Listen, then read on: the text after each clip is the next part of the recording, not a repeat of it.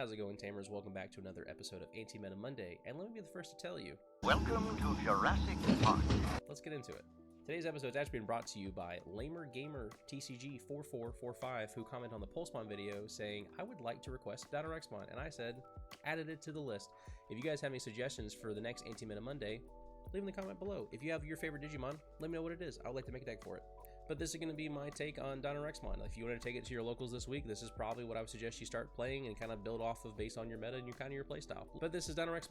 The biggest issue I saw while I was building the deck is there's just a lack of early game support for the deck. So we're having to run some like non-archetypal things in the deck. Obviously, DINOREX does not have that much stuff. Tyranno has more things for it, and we are running some of them. But I'll kind of explain why we ran certain things. But the biggest thing is just, hey, big red flag ahead of time. There's not going to be, the DINOREX'D, egg and DINOREX'D rookie and DINOREX'D level 4 and level 5. But realistically, this is going to be like the most consistent list, I believe. So the biggest thing, first off, is we're running Uko. Uko is the band-aid to any deck that does not have a rookie to start off with. Because of that, we're having to run 5 eggs. We're running 4 of the Quartermon from BT14 just to get an extra card whenever you check security. We're running 1 of the Gurymon from BT8 because if it's 6k or more, we're going to draw a card, and that's everything after level 4 is going to be drawing a card. So realistically, this is just more card draw. We want to get to our pieces. We want to be able to like, hey, OTKU, let's go right now. Getting into the rookies, we're running just 3. We're running 4 of each. 4 of the Gatsumon, the floodgate of, hey, players can't play things by effects. We don't do that, so we don't really care. Hoses Luga, hoses the new main mon list.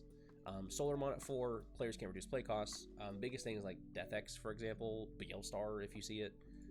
4 of Uko, we already talked about it. We don't really have another rookie, so this is going to make sure that we're going to gain some extra memory. We're going to hatch every turn and just get some extra card advantage. Level 4s, running 3 of the starter deck 1 Greymon. It digivolves for 2 and it has security attack +1 as inheritable.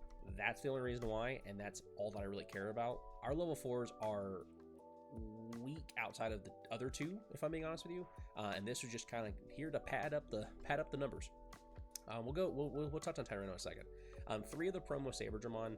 The raid retail is really the bigger reason why we're running this. The inheritable of on delete, return a red or purple Digimon from trash to hand is cool, but this is to deal with like things that would interrupt our game plan, like huge blockers, things that can redirect. The coolest level 4 is definitely the BT14 Tyrannomon. It has both of its abilities. Its inheritable is also insane. Start of the main phase, for the turn, when this Digimon would digivolve into a card with Tyrannomon in its name, or the dinosaur or ceratopsian trait, reduce the cost by 1. Just so everyone knows, I try to explain like anything that might be confusing to players that don't really know the rules that often. For the turn, this Digimon, so if this thing goes to a Master Tyrannomon that we are running, and that Master Tyrannomon goes into DINOREX'D, guess what? It still reduces it by 1 again. It's not once per turn. It's not when this card would digivolve. It's when this Digimon would digivolve. If this thing is out on the field at the start of your main phase, this thing's in raising, you push it out to your battle, boom, this is going to trigger, and guess what? This thing can reduce twice, which is really the only reason why we're running it, just to make it as cheap as possible to go into our DINOREX'D.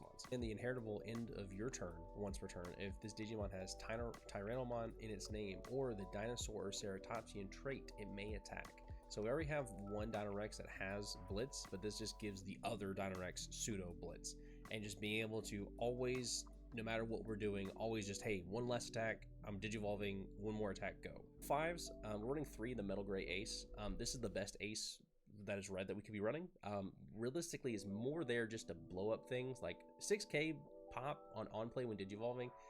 Hits a lot of relative things, like any like small blockers again that would stop us from killing our opponent, as well. It just kind of sets us really early to get our opponent with having our level 6 out. I'm running 2 the Master Tyranno from BT8.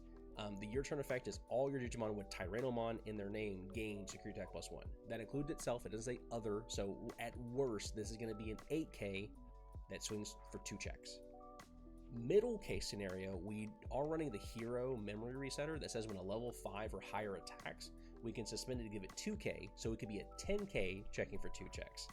But also just has security attack +1 as inheritable. So we have the starter deck, Greymon, and this to get 2 checks on anything we want. We are running, to end at level 5s, we're running 2 of the Metal Gray from BT8.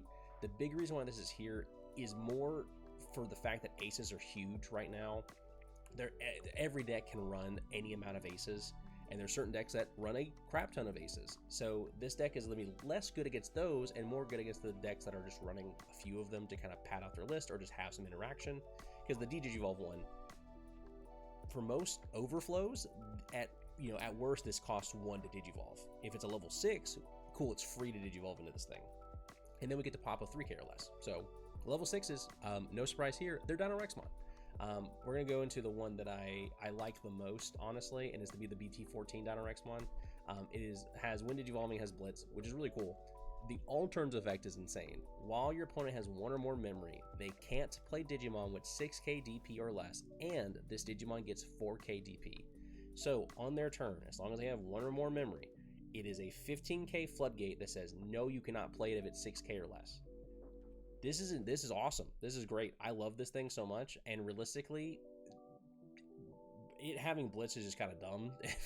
It Digivolves for 3 also, so like realistically, like most of the time you can just keep it to be your turn. You don't have to Blitz, but it's cool to have it if you need to.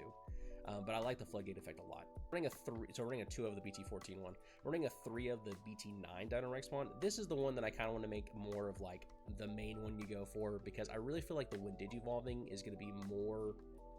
It's going to come up a lot, especially with like SecCon being so big right now, and a lot of people are playing it, and it runs a ton of tamers, so we'll get into it.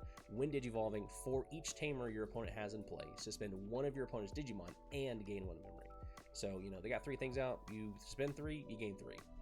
Realistically, if this doesn't help gain you the memory to try to kill them this turn, this at least suspends their threats. There's no limit to what you can suspend. Not a level, not a DP, not a cost, nothing. It just says, hey, that thing, you have a tamer, it's suspended now.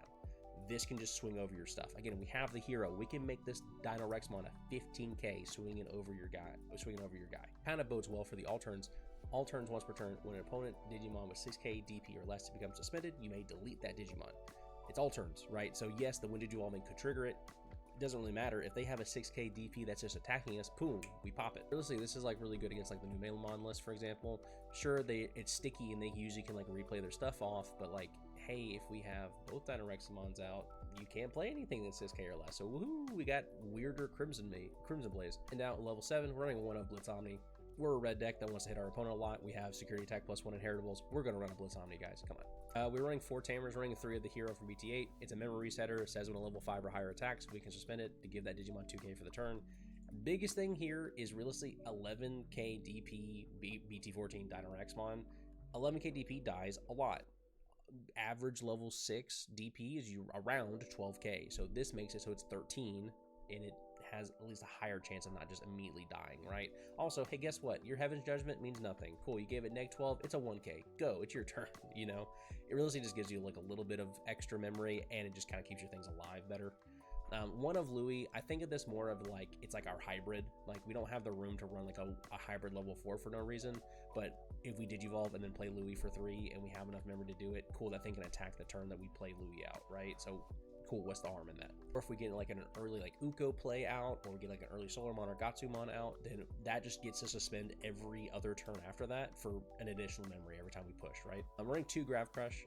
This is really just here to win the game if you need to. And realistically, with Blitz and the fact that we do have some insane, cool, awesome inheritables to get a lot of security checks in, this can just help you win the game. We're only running 2 of, we don't want to see it all the time. 2 of Delicate Plan, same thing, we don't want to see it all the time. It's really just going to be like, hey, cool, SecCon's a thing, we don't want to die to anything in security. If you need the guaranteed win, this is 1 cost and you get to do it, right? Now, just make sure this is errated, is security effects of option cards, not everything. So they get their tamers out, which is fine because our DINOREX'D cares for how many tamers they have, but just make sure to keep in mind this is errated to say option cards. We're running a 1 of Crimson Blaze. I only run the 1 of. I was considering cutting an offense training that we were running 4 of because I want to run maybe a second one of this, but my mindset was, if we're getting to the point that we need multiple Crimson Blazes in this list, I feel like we're already not winning, and I feel like we're either going to win fast or we're going to lose fast, and that's where we're going to live and die for. So I think the 1 of is fine. We have ways to get it. The offensive trainings, grab red cards, so boom, bomb, we're drawing a bunch of cards off our Ukos, that's fine. As well as DINOREX'D basically is like a baby Crimson Blaze because it says you can't play 6Ks either. So why not? 4 of the offensive training, everything other than 4 Ukos, 1 Louis, 1 Omni, and 2 X Antibody, so 8 cards are all red at least, so this gets us almost all of our deck. 2 of X Antibody, and you might be thinking, well, Cole, you aren't running a single X Antibody card in this deck. I am. DINOREX'D. It is a dinosaur / X Antibody, both of them are. So realistically, you soup this up on any of your level 5s, go a swinging, and guess what? You get a cool Digivolving, and you get to hit him in the mouth with a giant DINOREX'D. You don't get to miss any of your like really important things because both of them only have win Digivolvings. They don't have like win attackings. And also Hero is a win attacking, and it will still trigger off your level 5 swinging. So you're not going to miss anything. There's nothing that X Antibody like screws over with you in your list. It just makes you go into a thing that's bigger. As well as I'm running this instead of Protoform because, and if I'm being completely honest with you, it's just for the gain 1 memory off security. I really feel like if this list can get lucky and just go, cool, oh, X Antibody, I'm at 1, Hero puts me to 3, I'm going to kill you now. I think that the 1 memory is going to matter in this specific list more than a Protoform. We don't really care about saving anything with Protoform. If I'm being honest, we don't care about healing with it. So like X Antibody is just the go face X Antibody. Am I being honest with you, guys? That's the list I would take the locals if I was going to play DINOREX'D. Next, we're going to be going to my anti-meta format decklist version of this, and also it's Monday. Guess what? 7:30 p.m. Eastern on Twitch. I am streaming our anti-meta tournament. That if I'm playing in it, because we don't have an even number of people, I'll be playing this DINOREX'D list. I will proxy it out. It's full proxy. It's on webcam. It's free. We just kind of do it for fun in my local group and local Discord. So if you guys have any cool suggestions you guys want to see, I try to play as many of these anti-meta lists as I can at these tournaments. So if you guys have a suggestion, leave them below. But we're going to go into the anti-meta list right now. Me kind of going back and forth between the lists to kind of show you like what the difference is. First thing you're going to see is that it's very compressed. We're not running a lot of certain cards because they're banned or limited. First thing, kind of going backwards, X Antibody is limited to 1, so we're only winning a 1 of it. Training's the same. Meteor Wing from BT 15 deletes the 15k. For each security your opponent has, you reduce the maximum by 2k. So if they have 5 security out, you can only pop a 5k. We're an aggressive list. It's a cheaper Gaia Force. It's 4 cost to blow something up. It's realistically like going to be a better removal spell for us. And we did knock up Crimson Blaze up to 2 just to have some extra removal. We are not running the Louis because we don't really care about it because we're not running any Ukos or anything like that. We're still keeping the 3 heroes. We cut the Blitz Omni because Blitz Omni's banned because in every red or blue deck it's just an auto include in my mindset, so we just cut it out. We did knock up Master Tyranno up to 4 just because we had the extra room, and realistically this is going to be our pseudo level 6 because again we can make this a 10k that swings for 2 checks. That's pretty good. Chaos Deck is banned at anti-meta, so like, hey, there's like less security to worry about, so like you can realistically just kind of go to town. Only other thing we added really was that we added the 4 of the BT8 Huckmon to replace the Ukos that we didn't really have because the Ukos banned. On play, reveal 4 cards, add 1 2-color red card from among them to your hand, rest on the bottom. I mean, 4 of our BT14 Tyrannomons, Saberdramons, Metal Tyranno, Metal Gray, and our DINOREX'D are all 2-colored red cards. So realistically, that's like 16 cards, I believe. That helps us really get, out of 4 cards, we hopefully see 1 of them, right? That's DINOREX'D for both of you kind of want to go to locals, and also for my cool, fun anti-meta format. Again, if you guys like want to check out this deck be played, go check out the Twitch link below. It's just Slowbromigo. It's the same thing as the YouTube. As well as a little surprise, boom, right here. I made this. I made this. I'm just thinking about that meme now. But realistically, I did make this. I play SecCon, and it gets asked a lot, hey, you're playing SecCon today? Yes, I'm playing SecCon. It's on Redbubble. You can get it on a bunch of stuff if you really want to. I didn't put it on certain things because like it just wasn't big enough for it, and I didn't really want to put it on certain things.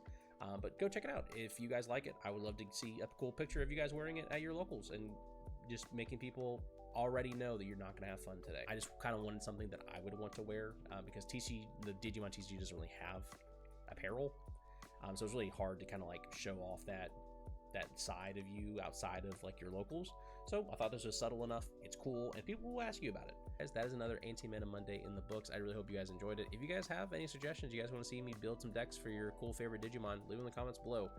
I like to think of it like kind of how I think about movies. Every Digimon is someone's favorite, right? Someone's got to like Tyrannomon or DINOREX'D, right? So if you guys have a favorite and maybe it's like under-supported, or you just don't really have anyone that kind of feels the same way you feel about that certain card, let me know. I would love to entertain you and make a cool list that maybe you like. So leave in the comments below. Obviously, you know, hit that like button, subscribe. I really appreciate you guys. Left me a comment if you guys like the video. Also, come check us out on Twitch, 7:30 p.m. Eastern tonight. I would love to say hi. If you guys are from YouTube, say hi, I'm from YouTube. So I just know if you guys came over from there, and I'll give you a little emote in chat because I like emoting to people. Guys, go enjoy the rest of your week. Go play some Digimon. Hopefully I'll see you guys on Twitch, and go enjoy the rest of your week. Bye-bye.